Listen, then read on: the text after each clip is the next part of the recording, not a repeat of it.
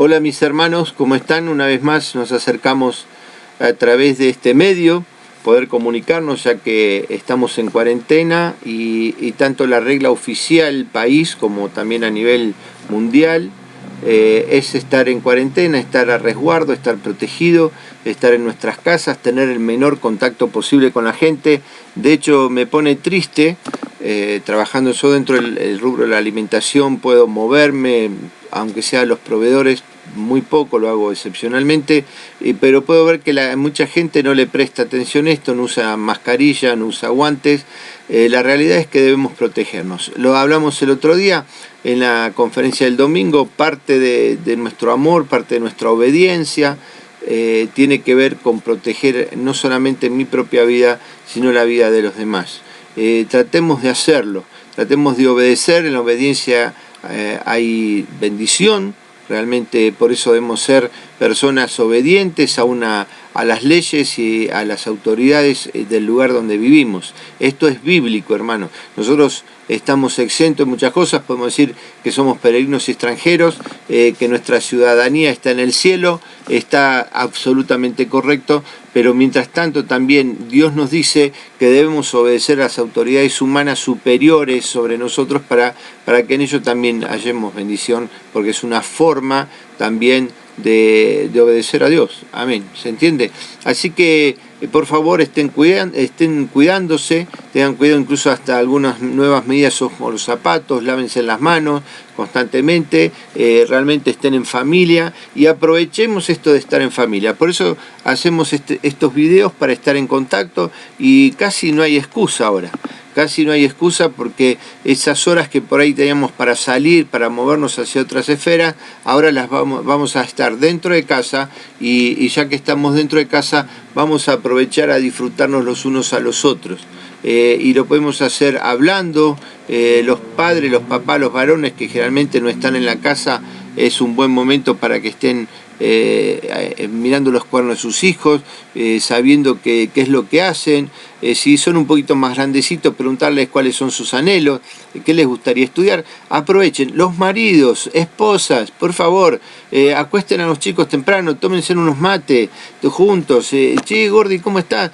Háblense, traten de desarrollar por ahí eso que a veces no hay, ese diálogo que a veces no hay. Y generalmente el diálogo es: querido, llegaste, no sabés lo que hicieron los chicos.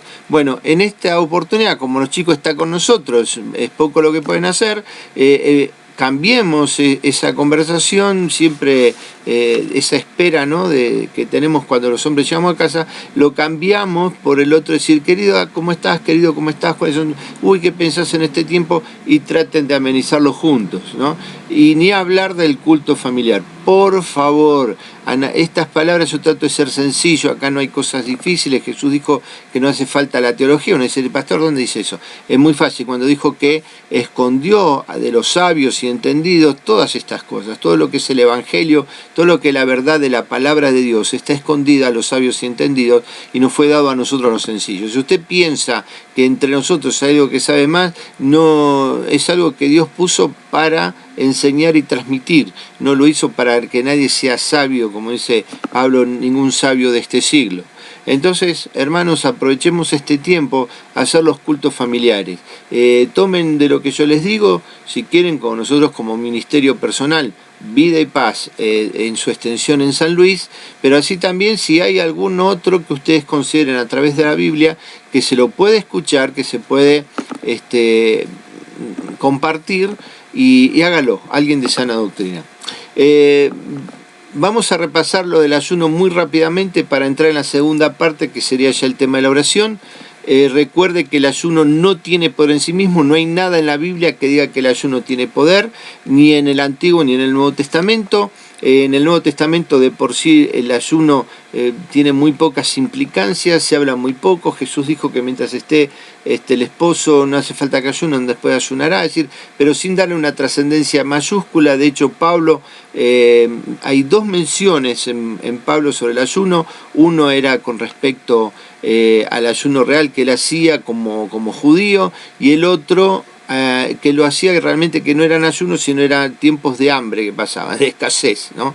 Entonces él dice, en muchos ayunos, cuando hace una lista de lo que él había hecho y trabajado, y cuando habla de ayunos habla de estos periodos donde no podía satisfacer su hambre por diversos motivos. Por ejemplo, cuando tuvo el naufragio, estuvo varios días sin comer junto con el resto de la gente. Lo que quiero dejar es que el ayuno le dice a Dios, le envía un mensaje a Dios diciéndole que lo que estamos orando en ese momento acompañado con el ayuno es tan importante, es tan prioritario en nuestro corazón, que nos obligamos al ayuno para mostrarle que aún sometemos nuestra carne en obediencia para poder agradarle a Dios en la oración. Ahora, Dios siempre va a contestar dentro de su voluntad. Ni siquiera el ayuno, como en algún momento fue el pensamiento judío, el ayuno no obligaba a Dios a responder, ¿sí? Lo que simplemente Dios veía es la buena voluntad de las personas que aún exijan ayuno, como dijimos los ninivitas, que aún los animales ayunaban. Esto, para el ayuno, si hay algún tipo de duda, por favor se comunican conmigo y lo volvemos a ver este tema, lo repasamos un poquito, pero esta es la realidad bíblica. Ahora, entramos en la oración rápidamente, pues no quiero hacer el video muy largo. La oración está enfocada en distintos aspectos de nuestra vida y también tiene que ver cómo pasa en el caso del ayuno, ¿no? Uno puede ser la oración cotidiana con el esquema de Jesús, puede ser la oración de Daniel, que también lo vamos a ver en un momento. Es decir, tenemos distintos aspectos de la oración. Vamos a ver a Ana. Ana, en Primera de Samuel, el primer capítulo de Samuel, 1 Samuel primero, sobre todo en el versículo 10, más que nada, ahí podríamos arrancar la oración de Ana, aunque la historia de Ana está un poquito antes, pero podemos estar mirando cómo hizo Ana con su oración. Recuerden, Ana, Samuel. Ana, la mamá de Samuel, antes de que Samuel naciera, Ana era una mujer estéril, una mujer que era sometida por la otra esposa del esposo de Ana y papá luego de Samuel, que sería Elcana, y esta mujer, la que tenía hijos, sometía a burlas y demás a Ana porque ella no podía quedar embarazada, porque recuerden que para los judíos una mujer estéril era como un castigo de Dios, ¿sí? Porque no podía quedar encinta, entonces era muy grave para una mujer no poder tener familia. Entonces Ana va a terminar siendo la mamá de Samuel, que escribió 2 libros o gran parte de sus 2 libros llamados como él, 1 y 2 de Samuel. Samuel fue el último de los profetas con señales, básicamente, como fue Elías y como fue Eliseo. Samuel viene a terminar una época así, similar, donde había a través de los profetas señales prodigiosas, para luego entrar en otras 2 fases más, los preexílicos, ¿sí? Y los posexílicos. Otro tema, pero es como para verlo al pasar. Y también Samuel fue el último de los jueces, es decir, los que más o menos administraban justicia y orden dentro de Israel desde el punto de vista legislativo.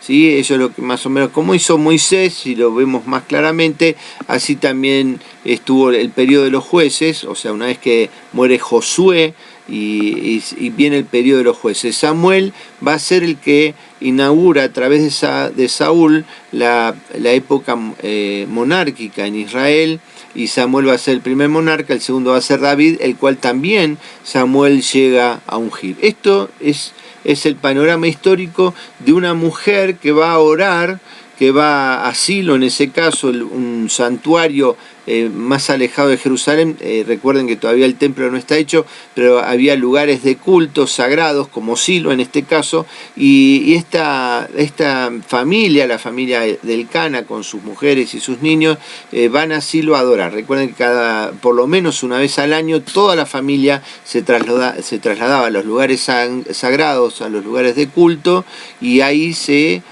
realizaban distintos facetas cúlticas. Algunos iban a adorar, otros iban para entregar pecados, otros para entregar ofrendas, o en el caso de Ana, que lo podemos ver esto en 1 Samuel 1:10, Ana va a orar por este tema que le duele tanto en su corazón, y podemos ver que dice que ella con amargura de alma y lloro abundante se dirigía a Dios. Así que después incluso Elí, que era el sacerdote que estaba en ese momento, la ve hablar muy despacito, interpreta que está borracha y demás, y ella le dice no, que con amargura del alma. Ella lloraba, ella gemía delante de Dios y lo hacía en silencio, por eso dice que oraba en su corazón. En esto tenemos una primera pauta de oración que a veces nos puede ocurrir. No siempre, si estamos realmente consternados, si realmente hay algo tremendo dentro de nuestro corazón, es posible que las palabras no salgan, y es lícito. ¿Viste? A veces se parece que Dios, si uno no le habla, no le grita, Dios no escucha. Dios escucha dice que las palabras, antes de que estén formadas en nuestra boca, en nuestro pensamiento, las conoce.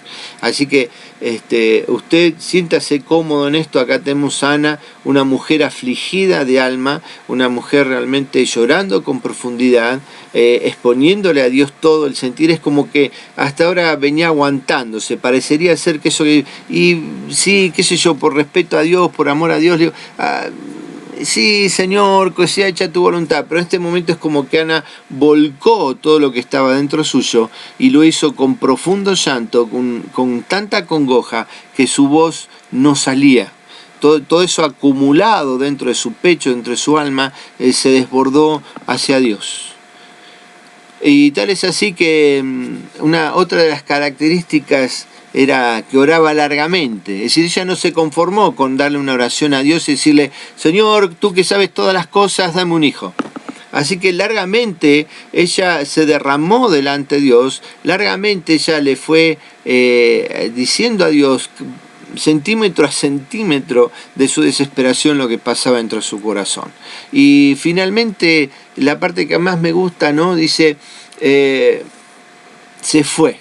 ¿No? Ella terminó la oración, se levantó cuando ella consideró que su oración era lo suficiente delante de Dios, suficiente su amargura derramada, suficiente lágrima en ese momento, que ya habría derramado muchas noches, habría mordido su manto y llorado por ver los hijos de otro y no tener su propio hijo, y ella consideró que ya estaba, que ya le había dicho todo lo que le tenía que decir a Dios, y se levantó y dice que se fue y comió. Me mata esto es realmente es algo tremendo. Se fue por su camino y comió. Es como que se dio cuenta que la oración ya estaba donde tenía que estar.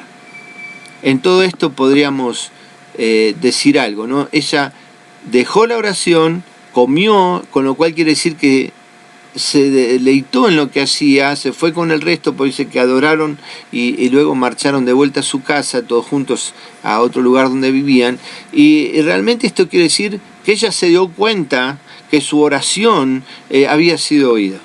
Ella se dio cuenta que su oración estaba en el lugar indicado y que de la forma indicada Dios había oído su oración. No sabía si iba a tener la petición, pero ella estaba segura que había sido oída por Dios. Esta es una gran reflexión para nosotros. Las características de la oración de Ana, largamente, aunque sea sin voz audible, descargando su alma, llorando si era necesario, tal vez hacía falta arrepentimiento, no dice la palabra que hizo eso, pero tal vez ella sintió que en algo se había equivocado, que debía pedirle perdón a Dios. Tal vez hoy nosotros tenemos que hacer eso, lo tenemos que hacer como pueblo, lo tenemos que hacer como familia, yo por ello lo tengo que hacer como padre, otro lo tiene que hacer como madre, como esposa. Tendríamos que estar en este tiempo clamando largamente a Dios. Así no saliese nuestra voz. Ojalá no saliese nuestra voz, pero pudiésemos derramar nuestra alma. Este es el tiempo de la iglesia, por eso nos estamos preparando para el viernes como iglesia a clamar, a orar a Dios, y aún de esta manera.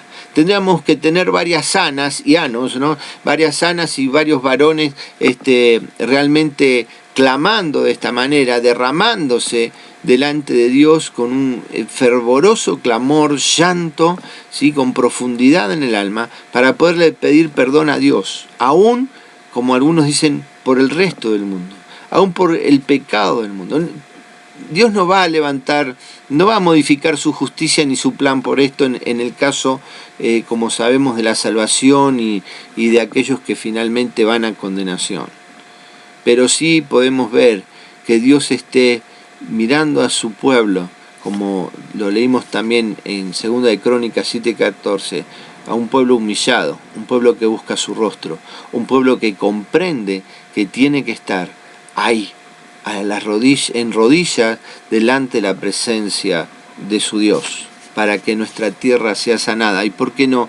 Para que la misericordia de Dios llegue a los otros que no están entrando todavía, aquellos que están afuera todavía, aquellos que miran de costado a la iglesia. Y este tiempo de fervor, este tiempo de clamor, de angustia, sea un buen tiempo para que la gente se acerque a Dios. Y por qué no, el clamor de los creyentes, el clamor de la iglesia, del cuerpo de Cristo, esté haciendo que la misericordia de Dios entre en profundidad en los corazones a través de su Espíritu Santo, trayendo convicción de pecado, trayendo liberación de las cadenas del pecado, aunque todavía no hayan alcanzado la salvación total a través de Jesucristo, pero sintiendo que esa opresión, como dijo Jesús, vino a abrir las cárceles, para que la gente que esté en las cárceles pueda salir, pueda sentir que en la libertad de Dios es el lugar donde deben estar. Y que todo esto del coronavirus, como dijimos, el coronavirus hoy ha subido bastante los infectados, pero así también han subido los muertos, pero todavía estamos dentro de los porcentuales.